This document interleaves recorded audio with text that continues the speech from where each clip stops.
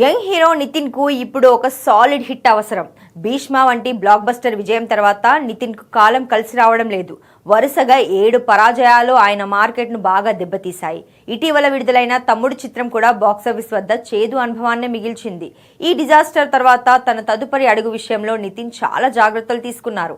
దాదాపు 7 నెలల నిరీక్షణకు తెరదించుతూ ఎట్టకేలకు తన కొత్త ప్రాజెక్ట్ ను పట్టాలెక్కించారు. వరుస ఫ్లాప్లతో సతమతమవుతున్న నితిన్ ఈసారి వైవిధ్యమైన చిత్రాలను తెరకెక్కించే టెక్నికల్ డైరెక్టర్ విఐ ఆనంద్ ను నమ్ముకున్నారు. వీరిద్దరి కాంబినేషన్ లో సినిమా ప్రకటన రావడంతో అభిమానుల్లో మళ్లీ ఆశలు చిగురించాయి.